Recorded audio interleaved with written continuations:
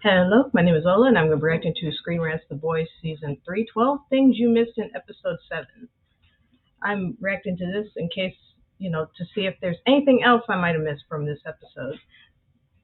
And gotta be honest, this was really made me sad. This episode really made me sad because if you think about it, uh, all those people that Soldier Boy killed, they were really, they were innocent, because they were really innocent because, they were his team, people that counted on him as a leader. But instead of doing that, he just abused them, assaulted, and just bullied them, just pretty much tortured them every day. Especially the one that got it worse was Black Noir, from what we saw in that animated flashback. And that's just sad, man. And here they are, they have this opportunity to send him away. He's gone for a good 40 years. And then here come these idiots that brought him back, and they just, kill him. They're no, he kills them, and and it just really bums me out. It's messed up. Anyway, watch some Screen Rant for 12 things we might miss from this episode. Here we go. While the latest episode of The Boys wasn't quite as traumatic and as R-rated as Herogasm, it did deliver some shocking bombshells, including Homelander's lineage and the reason why Soldier Boy was abducted by the Russians in the first place. But that's the things that you probably caught. And this is a Things You Missed video. So let's just cut all of this intro crap out of here and get right to the meat of the video, shall we? So we kind of all guessed it already, seeing as goo is leaking out of their ears and they end up vomiting up luminescent puke, but episode 7 confirmed that while the superpowers Temporary V give you don't last, they do leave you with permanent fatal side effects, meaning Huey and Butcher are in for some trouble. As Starlight searches through Vought Labs looking for a permanent V to give to Kimiko, she comes across some papers that tell the true nature of Temporary V. And although they only show the effects very briefly, we understand that it's all not very good. If you didn't catch everything that it says on the papers, we can give you a quick rundown here, with it being revealed that taking Temporary V causes the creation of hyper-accelerated malignant tumors. So basically they just have all of the cancer, and on top of that there's also atrophy of the cortex, which is a degenerative brain and nervous system syndrome which can eventually lead to a decline in memory and cognitive abilities. If you've seen Peaky Blinders season 6, this may all sound pretty familiar to you. Yeah, I've never seen that show though. It is revealed that there is an accelerated growth of the tumor with each dose, and it will eventually lead to the user having seizures every 1 to 2 hours or so. Now, while I don't personally have an exact count, Huey has roughly 3 doses, but so far hasn't exceeded 5. But if he takes even 1 dose, he's already at risk of becoming terminally ill. However, for Butcher, it might already be too late, as he is definitely shot up at least 5 times, meaning he will likely feel the repercussions of using Temporary V in the recently announced 4th season of the show. All of which could mean the Butcher's days might be numbered, meaning the target on Homelander's back will be even larger. One thought I do have though is, could he take Permanent V instead, and will that be enough to save him? Or is the damage already done? Let us know what you think in the comments down below. Man, I really want to see what would happen if MM and Frenchie took Compound V or Temp V, whichever V, what's their powers going to be? Is it going to be something cool, something weird that makes you go, what the fuck? Is it going to be something, just, something cool? What is it? I really cannot wait, man. Just have to wait and see the next episode, and I'm all for it, man. Another bombshell dropped in the show is the revelation that Soldier Boy is actually Homelander's biological father. What? That's impossible! Which is definitely not good news for anybody, including Homelander. This is actually pretty similar to the comics, but it's not actually Soldier Boy who was his biological father, but it was actually another member of Payback. Stormfront. That's right, the character who is his partner, for lack of a better word, in the show, is his father in the comics. as it is revealed that he is the progeny of genetic material taken from Stormfront, who's a dude in the comics if you haven't picked that up already, who was injected with Compound V while he was still a member of the Hitler Youth. Homelander seemingly wants to keep the chain of soups going, with him telling Maeve that he plans to harvest her eggs to create a new superchild, which is an absolutely terrifying prospect as well as extremely problematic for a lot of different reasons. Yet another bombshell that was dropped in the episode was the backstory, which was shown in animated form, between Soldier Boy and Black Noir, and how Soldier Boy is directly responsible for the scarring that Black Noir has. We always knew the Black Noir was kind of a weird dude, but not to that extreme, as it is revealed that he has hallucinated animated characters, such as the chipmunk with the Porky Pig style stutter, who we saw in a sketch earlier on in the season, who forces Noir to face his demons, and the horrific abuse that he received from Soldier Boy. It is then revealed that Edgar approved taking down Soldier Boy and plotted for the rest of the team to betray him and take him out. But what is probably the most interesting aspect of this animated flashback is the animals Black Noir subconsciously chose to represent each character. Now, we may be looking a little bit too much into it, but Soldier Boy is represented as a bald eagle, which is associated with power, strength, and of course, good old America. Crimson Countess is portrayed as a fox, which is associated with beauty, intelligence, and independence, and Edgar is portrayed as a meerkat, which are often associated with protection and community. But of course, the most important one out of the bunch is Noir himself, who is represented as a black sheep, which, as you know, basically means that he's an outcast of some sort and is a person who has done something bad that brings embarrassment or shame to his or her family. In this case, it would be the pseudo family, and the shame would likely be his betrayal of Soldier Boy. As I said, might be looking just a tad bit too deep into it, but you know. I really don't think you guys are. I mean, like I said, man, I just feel bad for the team Payback now. Because think about it. Throughout the first, because in, when we're first introduced to them, when we find out that, it was his team that gave him to the Russians. At first we were like, why would they do that? Why would they, betray him like that? And it's not until this episode where we find out why, And it's like, man, he's just torturing them every day, and the worst, the one I got the worst of it was Black Noir. And it's like, man, think about that, man. Like what if that was you, I mean, if it was me, man, I would turn him over in a heartbeat. No hesitation, no guessing, no, just bye, Felicia. Just be gone, man.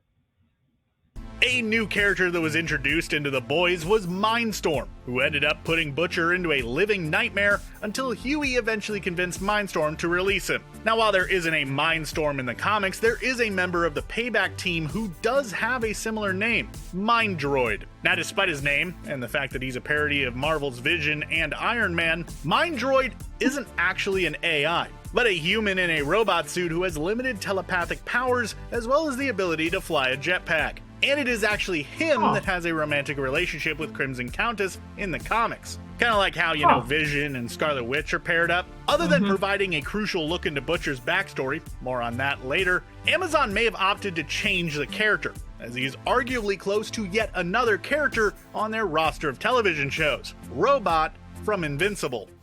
Speaking of Payback, though, we are seeing more and more of the group throughout the season, whether it be through the animated flashbacks or the poster on the wall of Legends' house, which actually kind of looks like a reference to a 1999 Mel Gibson movie. In the show, Payback, an obvious nod to the Avengers, are the team that preceded the Seven, but in the comics their history is a little different. Payback are the second most popular super team in the US, behind the Seven. All of them at one point tried to join the Seven, but ultimately failed, and were actually paid by Vought to go after the boys, but ended up failing pretty badly as most of them met their end at the hands of Butcher.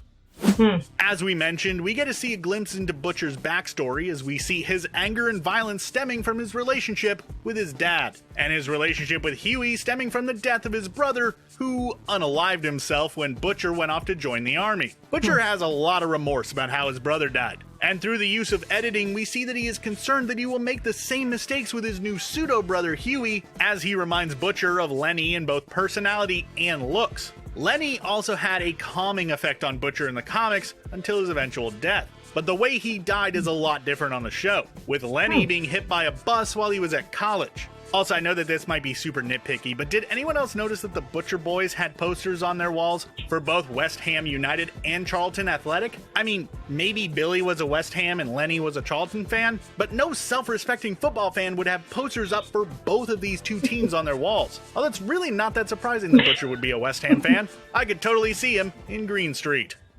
Now, we already mentioned that there was a Rambo 3 reference in episode 6 of The Boys. I really don't care for soccer, dude. Sorry. Like, I'm more into American football. But I guess, yeah, it makes sense to change it because I guess it wouldn't be as hard hitting, you know. And they changed it from Butcher being the one to in the comics. They changed it from Butcher being the one to take out Payback to, obviously Soldier Boy. Back in our previous video, which if you haven't watched, go ahead and check out. But was the whole Mindstorm storyline a reference to First Blood? I mean, a manhunt in the woods involving a former soldier suffering from mental health issues does sound pretty familiar, doesn't it? Or is that just a little bit too much of a stretch? Let me know. I don't think so, man. As you know, basically everything Soldier Boy does and says doesn't fly in today's day and age. If taking drugs is uncool, I'm the most uncool motherfucker on the planet. But some of his jokes...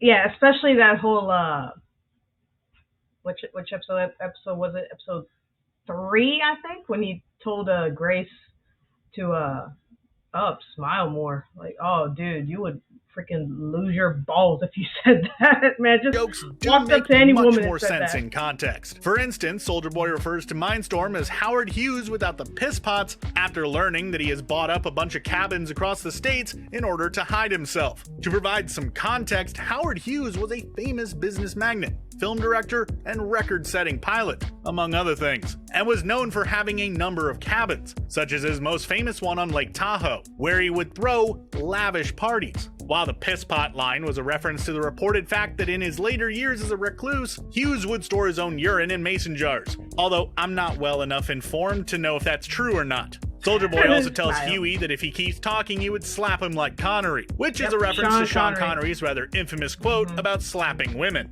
And to be honest, likely a reference to the early Bond movies, which are kind of questionable these days if you really just sit back and think about it. Now, in previous videos, we've given you one possible Sylvester Stallone Easter egg, but how about another one? In the animated flashback, it is revealed that Noir was up for the role of Axel Foley in Beverly Hills Cop, until Soldier Boy sabotages this, saying that he wasn't funny enough to take the role, which was of course then played by Eddie Murphy. The reason this could be a nod to Stallone is the fact that he was originally attached to the project after the success of First Blood, but he didn't care for the humor and ended up taking the script and turning it into a straight action movie, which turned out to be the movie he made in 1986, Cobra. Paramount weren't exactly too keen on these changes, due to the fact that it would have increased the budget significantly, and Stallone ended up leaving the project before being replaced by Murphy. Man, first talking about brain tumors and now the pre-production history of Beverly Hills Cop. This video is all over the place. It's like the same thing that happened with Jim Carrey. When they gave him, do you want to do this movie Ace Ventura? Jim looked at it, said, yeah, I will, but just let me change some things. And they said, sure, yeah. And sure enough, he changed it.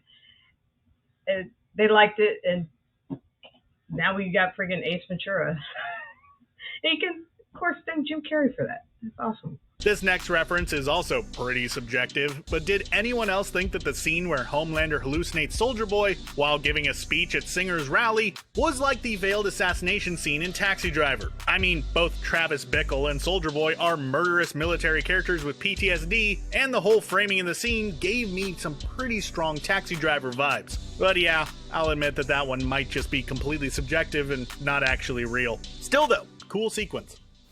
We have seen throughout the show Vought's equivalent of major companies, such as Voughtland and Vought Networks, and it would seem that they have a space branch as well. As Cassandra argues with the Deep after the whole troubling scene with the octopus, Cassandra tells the Deep that she left a VASA role for him, which suggests that Vought have their own version of NASA. Perhaps, like Elon, they're trying to colonize Mars as well, only with slightly more problematic super people.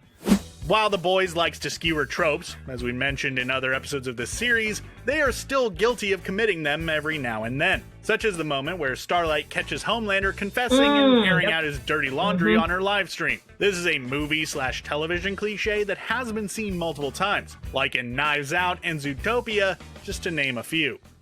While Jack Quaid's Huey Campbell is the most famous Huey on The Boys, he's not the only one to appear in the episode. On the wall of MM's apartment, we see a poster of Huey Newton, who is famously known as the founder of the Black Panther Party and who crafted the party's 10-point manifesto with Bobby Seale in 1966.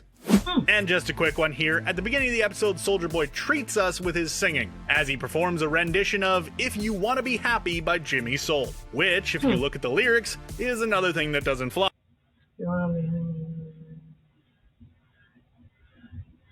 Oh, dude. In today's day and age. If that video was itself a parody of a particular commercial that I just don't know about, make sure you let me know down in the comments below. And now let's end with our favorite segment. What is wearing? We have already seen him in hip-hop clothing throughout the season, wearing DMX, shirts for man. NWA and Rough Riders. And it looks like he is back at it again in this episode, with DMX, him sporting man. a DMX shirt. Can't say that the man doesn't have taste.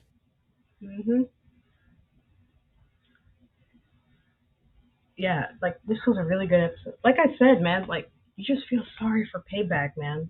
Especially this version of them.